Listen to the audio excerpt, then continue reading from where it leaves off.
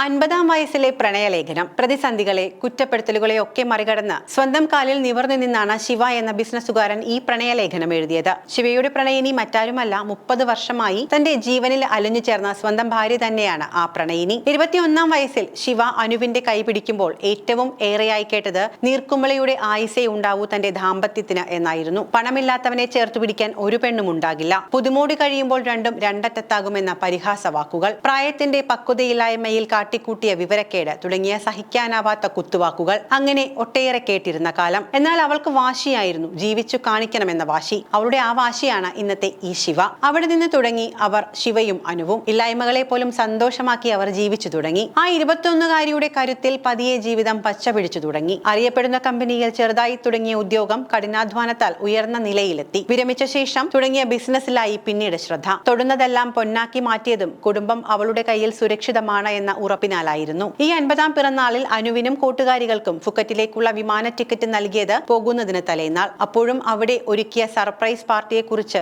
അവൾ അറിഞ്ഞില്ല. അപ്രതീക്ഷിതമായി ശിവ കൂടി എത്തിയപ്പോൾ അനുവിന് അതിലും മികച്ചൊരു ഗിഫ്റ്റ് വേറെയില്ല. അവിടെ വെച്ചാണ് ശിവ തന്റെ പ്രണയലേഖനം അനുവിന് കൈമാറിയത്. എന്റെ ആത്മാവിൽ അലിഞ്ഞ ഹൃദയസ്പന്ദനത്തിന് 50-ാം പിറന്നാൾ ആശംസകൾ. നിന്റെയാണ് ഈ ദിവസം.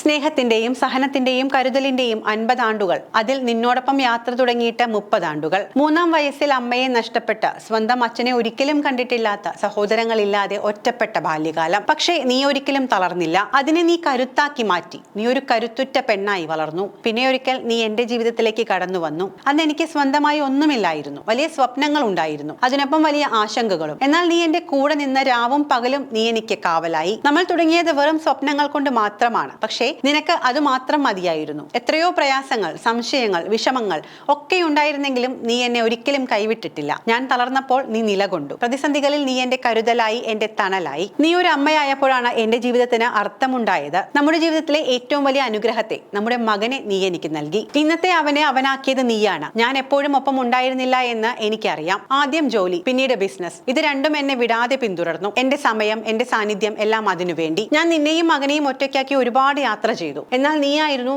നമ്മുടെ കുടുംബത്തെ ചേർത്ത് പിടിച്ചിരുന്നത്. നീ ഒരിക്കലും പരാതിപ്പെട്ടിട്ടില്ല. നീ നിശബ്ദമായി കരുത്താർജിച്ചു. നീ എല്ലാം താങ്ങിയെടുത്തു. ഞാൻ നമ്മുടെ നല്ല നാളേക്കായി കരുതുമ്പോൾ നീ നമ്മുടെ ജീവിതം കരുതി വെച്ചു. അത് വലിയൊരു ത്യാഗമാണ്. നിന്റെ ജീവിതം തന്നെ നൽകി നീ ചെയ്ത ത്യാഗം എല്ലാവർക്കും അത് കാണാൻ കഴിയില്ല. പക്ഷെ ഞാൻ കാണുന്നു, അന്നും എന്നും. ഒരു സ്ത്രീ തന്റെ ഭർത്താവിനൊപ്പം കഷ്ടകാലങ്ങളിൽ അവനെ സംരക്ഷിച്ച് നിലകൊള്ളുന്നുവെങ്കിൽ അവൾ അവന്റെ വെറും ഒരു പങ്കാളി മാത്രമല്ല, അവൾ ഒരു പ്രതീകമാണ്, താങ്ങാൻ ഒരു ശിഖരമാണ്, ജീവിതത്തിൽ പടർന്നു പന്തലിച്ച് തണലേകുന്ന ഒരു വൻമരമാണ്. ഇന്ന് നീ 50 വയസ്സ് പൂർത്തിയാക്കുമ്പോൾ എനിക്ക് പറയാനുള്ളത് ഒരേ ഒരു കാര്യമാണ്. നീ നമ്മുടെ ജീവിതത്തിന്റെ ഹൃദയമാണ്, എന്റെ ജീവിതത്തിന്റെ കാരണവും. യാത്ര എത്ര ദൂരേക്കായാലും എന്റെ വഴികളിലെല്ലാം നിന്നിലേക്കാണ്. കാരണം നീ തന്നെയാണ് എന്റെ തുടക്കം, എന്റെ കരുത്ത്, എന്റെ പൂർണ്ണത. ജന്മദിനാശംസകൾ അനു. നീ എന്റെ ജീവിതത്തിലേക്ക് വഴിതെറ്റി വന്നതല്ല, വഴി പിരിയുന്നിടങ്ങളിൽ എന്റെ വഴികാട്ടിയാകുന്നു നീ. നിനക്ക് പകരം ഈ ഭൂമിയിൽ ഒന്നുമില്ല. നിന്നോടുള്ള സ്നേഹം ഈ വാക്കുകളിൽ ഒതുങ്ങുന്നില്ല. വീണ്ടും നന്ദി. കാലങ്ങൾ സാക്ഷിയായി എന്റെ അനുവിന്.